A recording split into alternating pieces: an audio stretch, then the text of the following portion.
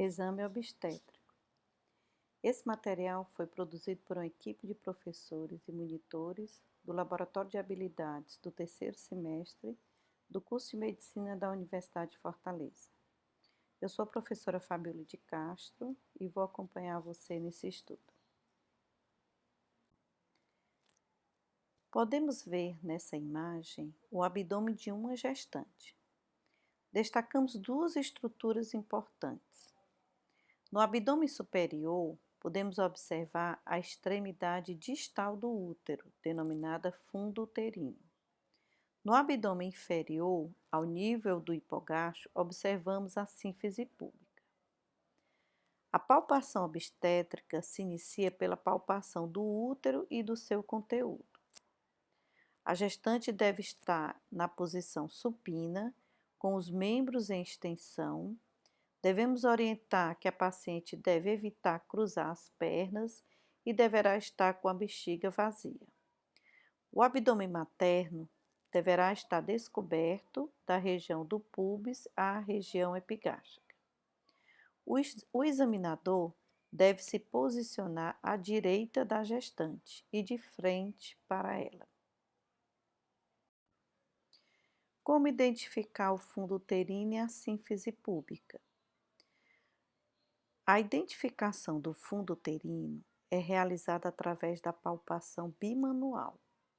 O fundo uterino apresenta-se com uma estrutura visceral de consistência firme, cuja localização tem correspondência, dentre outros aspectos, com a idade gestacional, o número de fetos, o desenvolvimento fetal e a quantidade de líquido amniótico. Em relação à sínfise púbica, identifica-se a resistência óssea da borda superior da sínfise púbica, palpando a região do púbis com o dedo indicador. Altura uterina ou arco uterino. O examinador deve se apresentar à paciente e explicar como vai ser realizado o exame. Pedir à paciente para deitar-se na maca em decúbito dorsal, com o abdômen descoberto e membros estendidos ao longo do corpo.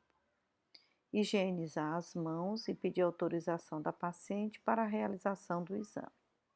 O examinador deve se posicionar do lado direito da gestante. Fixar a extremidade inicial, o zero, da fita métrica flexível e não extensível, com a mão direita, no bordo superior da sínfise púbica. Levar a fita entre os dedos indicador e médio da mão esquerda até o fundo uterino. Observar se a fita está esticada e está seguindo a linha nigras do abdômen materno. Com a fita no nível do fundo uterino, posicionar a mão esquerda de modo perpendicular ao fundo uterino pela face cubital da mão. Realizar a leitura da medição uterina, anotar a medida em centímetros no cartão da gestante e na ficha de pré-natal.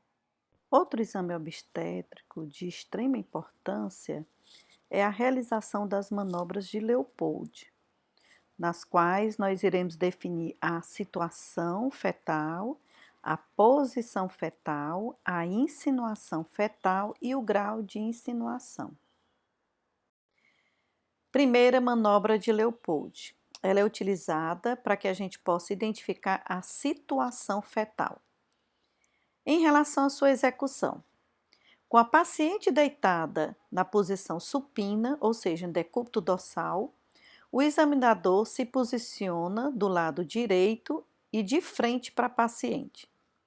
Com as duas mãos encurvadas, com a face palmar, o examinador realiza uma pequena pressão na parte superior do abdômen da gestante, em busca de identificar o fundo uterino. Ele vai reconhecer o contorno do fundo uterino e a parte fetal que o ocupa. É identificado por um aumento da consistência naquela região, já que o útero tem consistência firme. Os achados são situação longitudinal, situação transversal ou transversa e situação oblíqua. A situação longitudinal é quando o maior eixo fetal coincide com o maior eixo materno. Podemos ainda identificar quando palpamos o polo cefálico à altura do fundo uterino, uma estrutura firme, resistente, regular e irredutível. E quando palpamos o fundo uterino e encontramos o polo pélvico, ele se caracteriza por apresentar uma estrutura mais volumosa, irregular, resistente e mais redutível, como apresenta-se na figura 1. Observem que na figura 1, o maior eixo fetal coincide com o maior eixo materno e apresenta-se ao nível de fundo uterino o polo pélvico.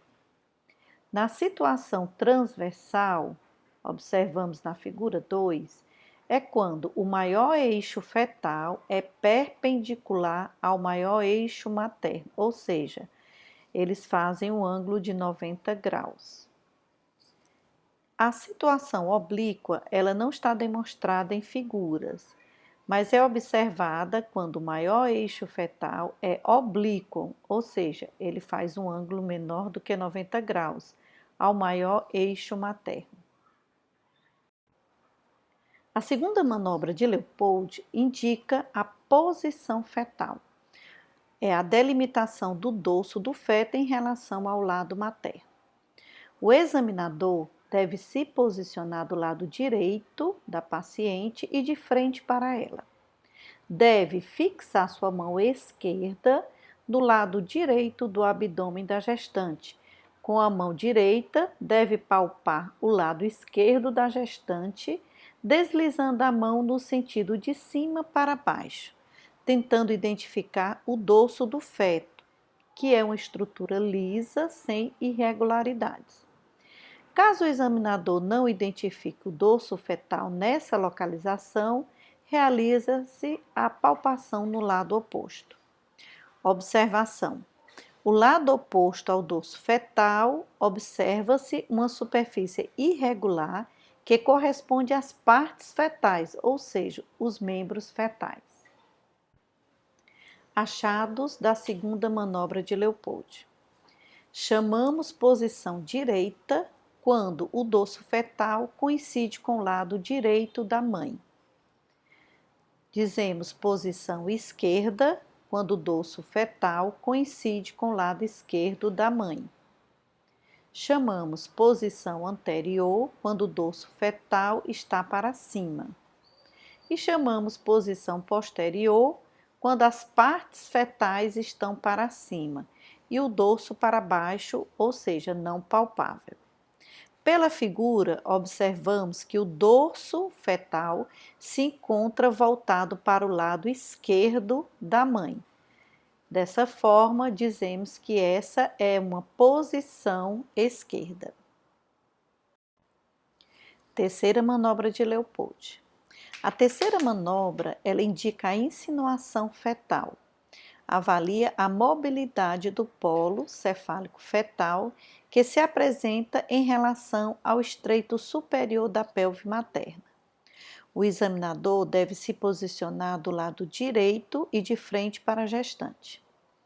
Ele deve palpar na região acima da sínfise púbica materna e apreender o polo cefálico fetal entre o polegar e o dedo indicador ou médio da mão direita e realizar movimentos laterais. Dessa forma, ele irá identificar se há ou não mobilidade do polo cefálico. Achados da terceira manobra de Leopold. Denominamos insinuação ou insinuado quando realizamos a mobilização e observamos pouca movimentação, ou seja, a apresentação está pouco móvel ou até imóvel. E dizemos que não há insinuação, ou seja, o polo cefálico não está insinuado, quando observamos grande movimentação ou mobilidade desse polo fetal. Quarta manobra de Leopold. A quarta manobra indica o grau da insinuação da apresentação. Ela determina o grau de penetração da apresentação na pelve materna. É a única manobra no qual o examinador deve se posicionar de costas para a paciente.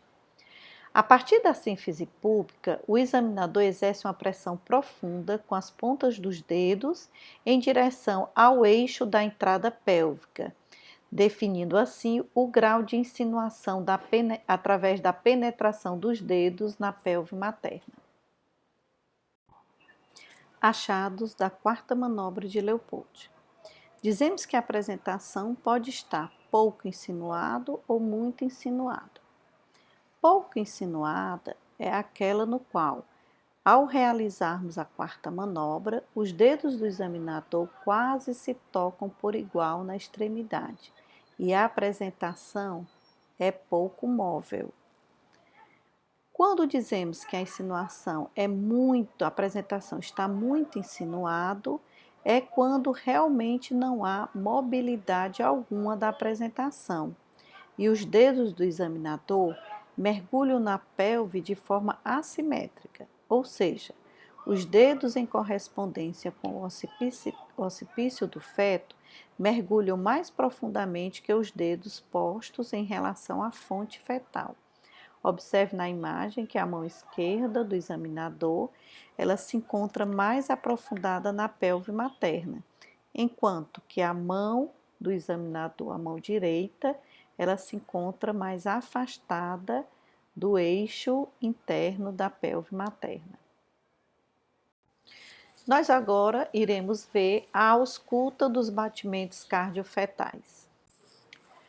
Outro exame de extrema importância em obstetrícia é a ausculta dos batimentos cardiofetais.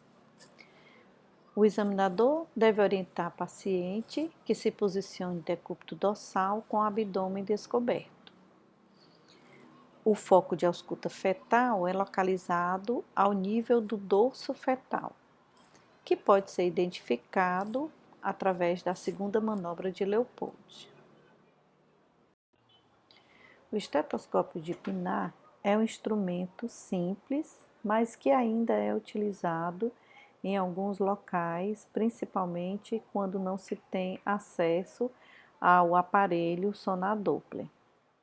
Ele deve ser utilizado da forma como estamos vendo na imagem, com a posição ao nível do dorso fetal, e ele é preferentemente utilizado na gestação acima de 20 semanas.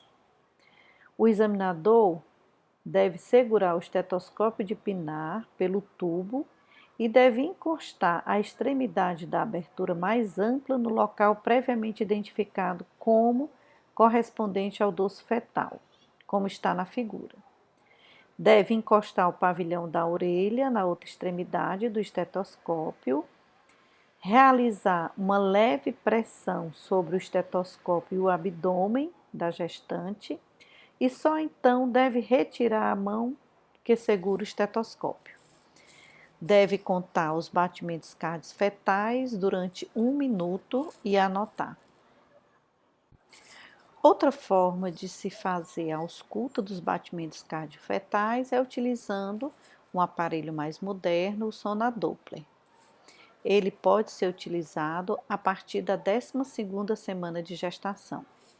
O examinador deve identificar o dorso fetal, que pode ser através da segunda manobra de Leopold. Deve colocar gel no abdômen da gestante, do lado que corresponde aonde foi identificado o dorso fetal.